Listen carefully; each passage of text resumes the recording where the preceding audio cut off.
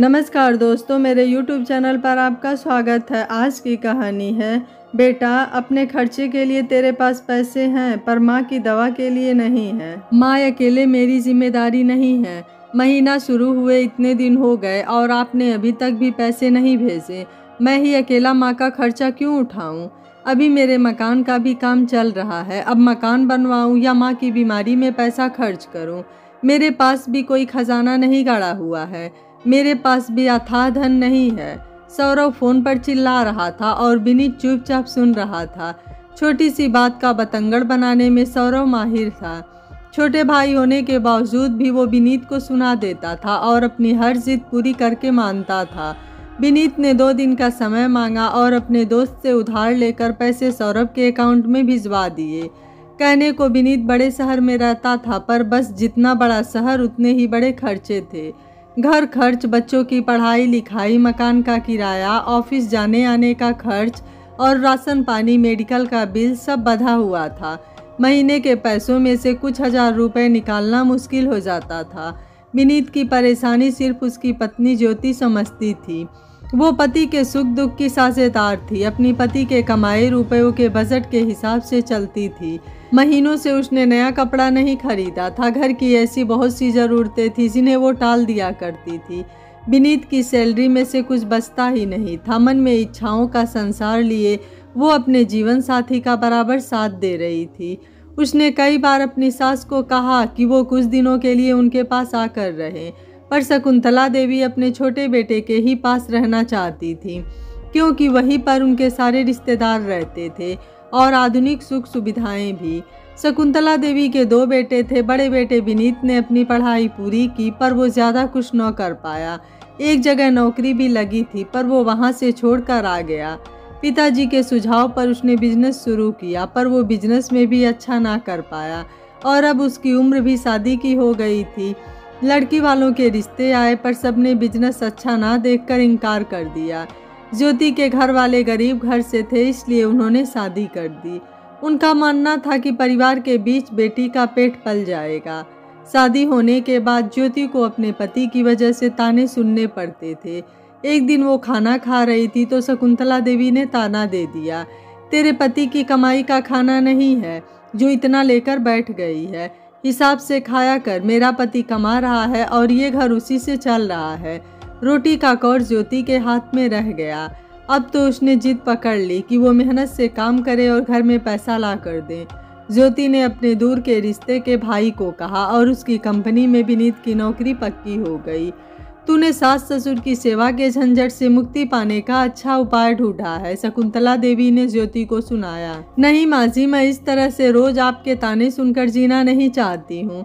ससुर जी के कमाई के पकवान भी मेरे लिए फीके हैं और अपने पति की कमाई की 2 सोखी रोटी भी मैं हंसकर खा लूँगी, अपने आत्मसम्मान की रक्षा के लिए। उस दिन ज्योति ने ससुराल छोड़ दिया। विनीत के संग नए शहर में आ गई। नए शहर में बसना आसान नहीं होता है। धीरे धीरे करके सब सामान बसाया। पति की कमाई में ज्योति खुश थी, चाहे थोड़ी ही थी, पर आत्मसम्मान की रोटी खा रही थी। उधर सौरभ जब बाहर से अपनी पढ़ाई पूरी करके आया तो उसे ये सब सुनकर बड़ा गुस्सा आया।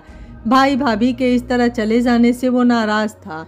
सौरभ ने इंजीनियरिंग की पढ़ाई की थी, उसकी अच्छी कंपनी में नौकरी लग गई और अमीर घराने की लड़की से उसकी शादी हो गई। दोनों का अपना अपना जीवन चल रहा था, पर सौरभ से ये बर्दाश्त नहीं हो रहा था कि भाई भाभी अपने अलग रह रहे हैं और मेरी पत्नी को यहाँ घर संभालना पड़ रहा है। एक दिन रंजना भी गुस्से से सौरभ से बोल पड़ी, अपने माता पिता की सेवा करवाने तुम मुझे यहाँ लाए हो क्या?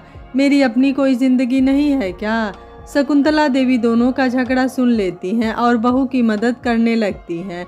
धीरे धीरे रंजना सारी रसोई की जिम्मेदारी का भार शकुंतला देवी के कंधों पर डालकर खुद रसोई के कामों से मुक्त हो जाती है।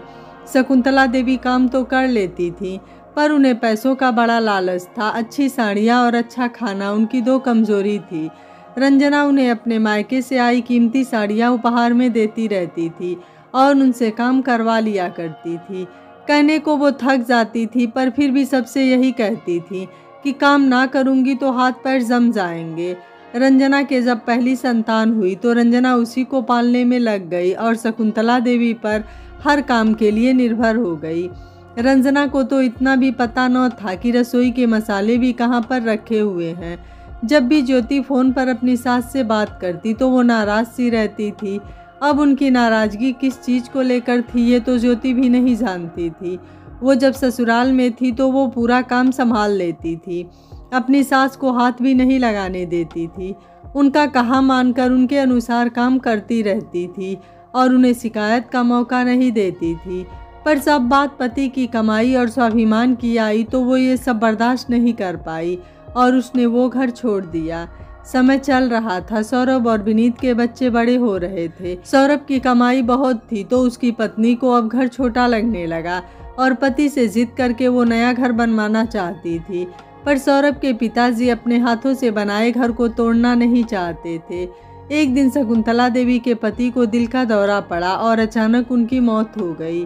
15 दिन तो निकल गए, सब रिश्तेदार भी आकर चले गए, पर उसके बाद शकुंतला देवी टूट गई थी। अब उनका किसी काम में मन नहीं लगता था।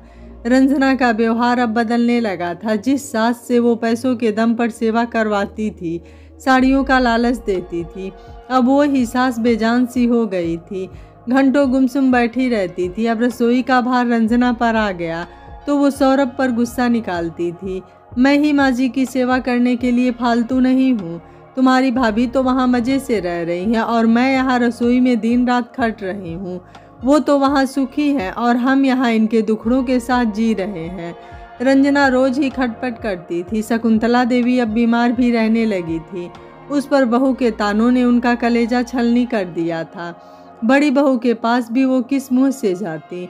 अब उनकी सेवा और बीमारी का खर्च भी रंजना को खटकने लगा था। वो रोज ही ताने देती थी और सौरभ के कान भी भरती थी। ससुर जी के जाने के बाद रंजना ने वो मकान तुड़वा दिया और उसी पर नया मकान बनवाने लगी। पर सास का खर्च उसे अब भी अखरता था। आखिरकार सौरभ ने कह दिया कि भैया माँ के लिए हर महीने का खर्च भेजो, अब मुझसे नहीं उठाया जाता है। मैं घर भी बनवा रहा हूँ, उसमें भी लाखों रुपए लग रहे हैं। ज्योति और विनीत के हाथ ज़्यादा खुले नहीं थे और वो देखकर घर चलाते थे। फिर भी उन्होंने माँ के लिए हर महीने खर्च भेजना तय कर दिया। उसने तो कहा भी कि माँ जी हमारे पास ही रह लीजिए। पर शकुंतला देवी अब कुछ काम न करती पर उस घर की चौकीदारी करती थी। रंजना और सौरभ बाहर घूमने फिरने चले जाते थे तो वो ही दोनों पोतों को संभालती थी और घर पर रहती थी। एक दिन विनीत कंपनी के काम से शहर गया तो माँ से मिलने भी चला गया। माँ की हालत देखकर उससे रहा नहीं गया और उसने जिद कर ली कि माँ उसके साथ ही घर चलेंगी। पर सौरभ और रंजना ने मना कर दिया। शकुंतला देवी भी गले तक भर गई थी। उस दिन वो विफर आई और गुस्से से बोली, तुम दोनों अपने आप को समझते क्या हो? मैं तुम्हारे इशारों पर ही नाचती रहूँगी क्या? हाँ, पहले मैं थोड़ी साड़ियों की लालची थी पर अब मुझे किसी चीज़ का लालच और चाह नहीं है। अब मैं अपनी ज़िंदगी जीना चाहती हूँ। बहू, तेरी गलती नहीं है, ये दुनिया की रीत है कि काम करता इंसान ही सबको अच्छा लगता है।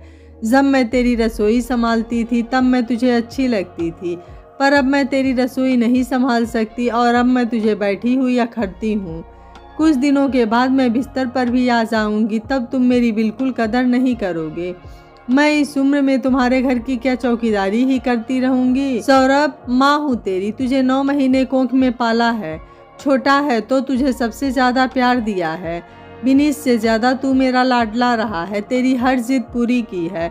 तेरे खिलौने और खेल के सामान का मैंने कभी हिसाब नहीं किया। जाने कितने रुपए ऐसे ही खर्च कर दिए और आज तू माँ के खाने और दवाइयों का हिसाब मांगता है। भाई से बराबर के रुपए मांगता है, जबकि तुझे तेरे भाई की स्थिति का पता है।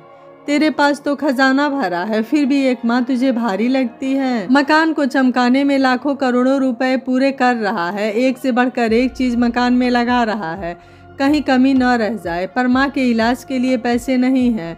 मकान में लगाने के लिए लाखों है पर माँ के लिए हजारों भी नहीं है। इस माँ ने तुझे पाला और इस माँ की कुर्बानियाँ तू भूल गया। तेरे लिए पैसे इतने कीमती हो गए हैं। तू ये भी मत भूल, तू जिस पर मकान बनवा रहा है वो जमीन मेरे पति की कमाई की है, जिसे तू अपना बता रहा है। अभी इतनी जमीन खरीदने जाएगा तो तेरे पास पैसे भी कम पड़ जाएंगे, फिर तू मकान क्या बनवाएगा? कहते हैं ना, पूत कपूत हो सकता है पर माता कुमाता नहीं हो सकती है। मैं माँ हूँ, अपने बच्चों का सदा भला ही चाहूँगी और अपने बच्चों को दुआ ही दूंगी। पर मैं अब तेरे साथ नहीं रह सकती हूँ। मैंने ज्योति के साथ बहुत अन्याय किया है। मैं जाकर उससे माफ़ी मांग लूँगी। बेकदरी से तेरे महल की चौकीदारी करने से अच्छा है मैं विनीत के साथ उसके किराए की झोपड़ी में ही रह लूँगी। शकुंतला देवी ने अपना सामान बांधा और विनीत के साथ में चल दी। वहां पहुंचकर ज्योति ने उन्हें आदर से बिठाया और सब पुराना भूलकर वो माँ जी की सेवा करने लगी। बच्चे भी दादी दादी कहकर आगे पीछे होते रहते थे। घर के सामने ही पार्क था। शकुंतला देवी कभी वहां चला जाया करती थी। वहां उनकी हम उम्र महिलाओं से दोस्ती हो गई थी। वो अब सदमे से बाहर आ गई थी। उनका मन लगने लगा था। घर की साग सब्जियां साफ कर दिया करती थी। महीने की 1 तारीख आ गई थी। इस बार विनीत ने पैसे नहीं भेजे, पर सौरभ ने विनीत को माँ के खर्च के लिए पैसे भेजे। इस पर ज्योति ने वापस पैसे लौटा दिए। महीने की 1 तारीख आ गई थी। इस बार विनीत ने पैसे नहीं भेजे, पर सौरभ ने विनीत को माँ के खर्चे के लिए पैसे भेजे। इस पर ज्योति ने वापस पैसे लौटा दिए। देवर जी, माँ हमारे साथ रह रही हैं, वो भी इस परिवार का अहम हिस्सा है। जिस तरह हम हमारे बच्चे पाल रहे हैं उसी तरह माँ जी भी हमारे साथ रह लेंगी। हम जैसा खा रहे हैं वो ही खा लेंगी। माँ भी अब हमारी ही जिम्मेदारी है। विनीत ने भी कहा कि मुझ पर धिक्कार है जो मैं माँ पर किए गए खर्च का हिसाब रखूं और आधा तुझसे लूं। माँ ने खून पसीने से हमें सींचा है। माँ ने रातों को जाग कर हमें पाला है, हमारे लिए बरसों खाना बनाया है। कभी हम पर किए गए खर्च का हिसाब नहीं लगाया। मेरे भाई, तू ये पैसा तेरे मकान में लगाकर उसे और चमका ले। मेरी माँ के चेहरे को तो मैंने मुस्कान से चमका लिया है। मैं माँ की कुर्बानियाँ भूल नहीं सकता। उनके आगे पैसों की कोई कीमत नहीं है। फोन स्पीकर पर था। रंजना और सौरभ के चेहरे लटक गए। उन्हें अपने पर शर्म आ रही थी। विनीत ने कम पैसों के बावजूद भी माँ की हर इच्छा पूरी की और रंजना और सौरभ ने मकान पर लगाए पैसों का तो कभी हिसाब नहीं लगाया, पर माँ के खर्चों का हिसाब लगाते रहे। दोस्तों, यही समाज की कड़वी सच्चाई है। आज भी कई घरों में बेटे बहू घूमते हैं, हजारों की शॉपिंग करते हैं, लाखों मकान में लगा देते हैं, अपने बच्चों की पढ़ाई और अन्य गतिविधियों पर खर्च कर देते हैं, पर कभी हिसाब नहीं लगाते। माता पिता पर किए गए खर्च का हिसाब गिना देते हैं और भाइयों से खर्च का बराबर पैसा ले लेते हैं। यह कहानी आपको कैसी लगी, आप मुझे अपनी राय कमेंट बॉक्स में ज़रूर दीजिएगा। वीडियो पसंद आया है तो वीडियो को लाइक, शेयर एंड चैनल को सब्सक्राइब कर लीजिएगा। Thank you for watching. मिलते हैं अगली कहानी में।